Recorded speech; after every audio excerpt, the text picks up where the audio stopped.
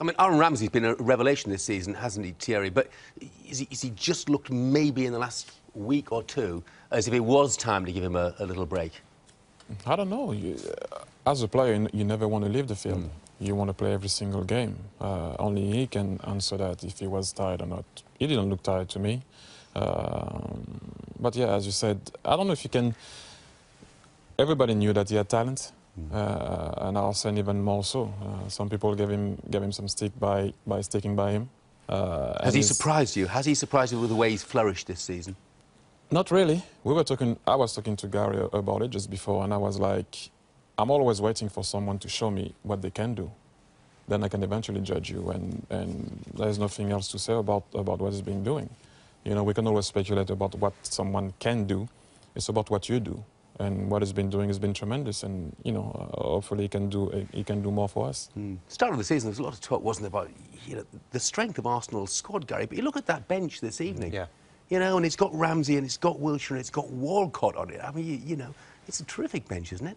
I think, yeah, absolutely. Obviously, they've got a couple of players that are not even in that as well. Podolski's not there, Sanya's not there, so they have got a strong squad. I think that this suggestion that they need to buy a centre forward, I wonder whether that would actually even disrupt them. They look very comfortable and happy as a group at the moment.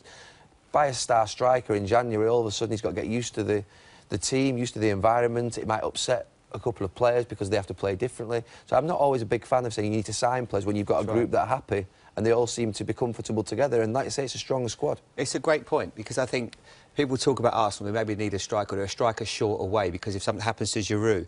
But if you bring someone in, it can just upset the balance of that team. And Giroud is really enjoying being a leading man in that team. If you bring someone else in, they have to be the sort of player that's happy to almost play second fiddle at times. And as a manager, to find those sort of players is very difficult because, as Thierry says, people want to play. You want to be playing. You want to be part of the team.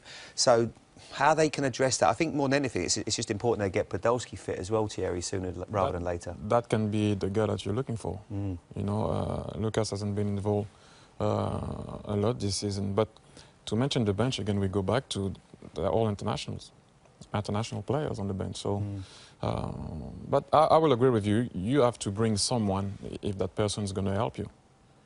You know, if you bring someone and suddenly that guy is going to think about himself, make sure that he can show what he can do instead of helping the team. Like Giroud is a different type of striker. He will, like you can see, set up a lot of goals. And Aaron Ramsey, for me, has been successful because Giroud is generous, because Özil is generous, because Cazorla is generous, because Rosicky is generous. And Aaron is different than them. He will make that late Frank Lampard run, if I can say that, and scoring goals. So they have something that is working. So you got to be careful who you're bringing if you bring someone. First time tonight that Ozil's even been mentioned, Thierry. What about the impact that he's made? On me? A lot.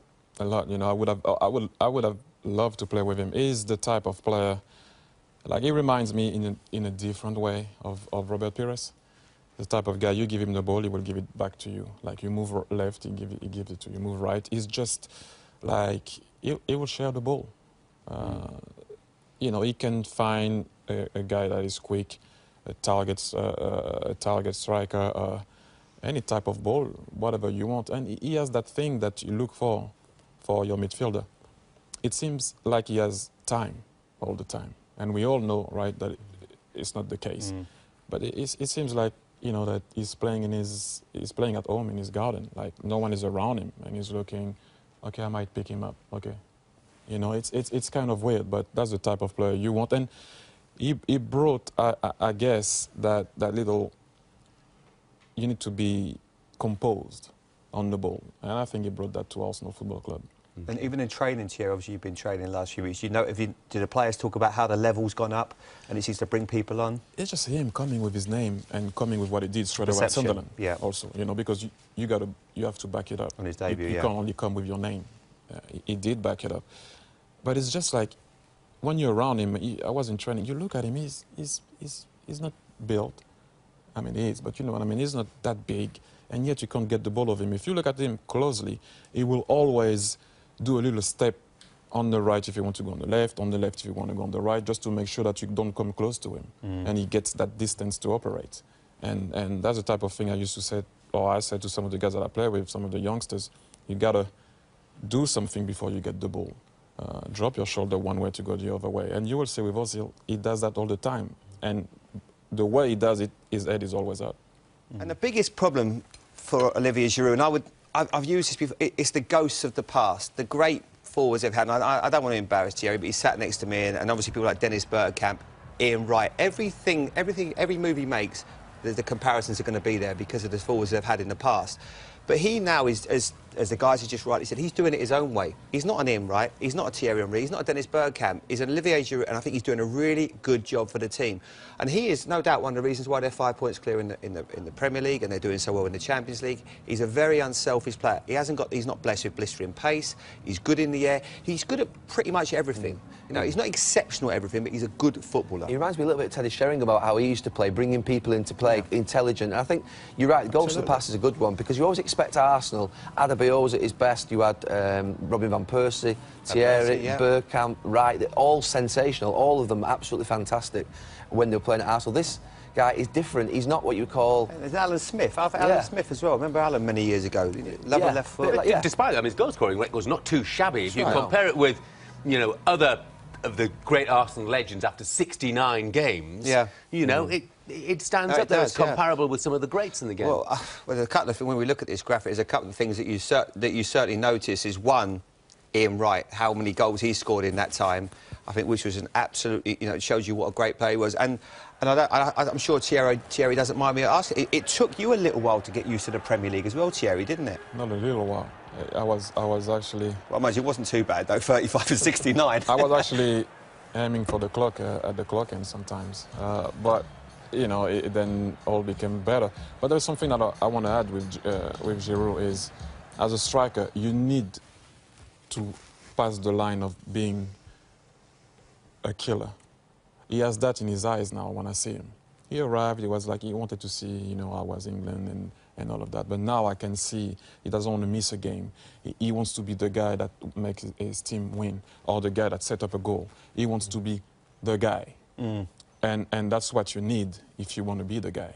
Have that attitude. Not in a bad way. You know, all the time people do get confused with being confident and being arrogant. You need that right amount of confidence. How long did it take you before you had that here? Well, it was kind of the same thing, to be honest. Because when I arrived after Nicolas Anelka, and Davor Shuka was here, Nyanko Kanu, Marco Overmars, and Dennis Bergkamp. Those are the guys I had to fight with to play. After the derby game, I remember that was a derby game. I scored 2 goals, and like I said to myself, hey, they let you play. You know, that was a mistake for them. Like, I can't go out now anymore. You know, I have to play, no matter how, no matter what, no matter who's going to come after me. I have to play. But at the same time, having the right balance of setting people up and scoring goals. Because for me, a centre forward has to do the both. He has to be complete.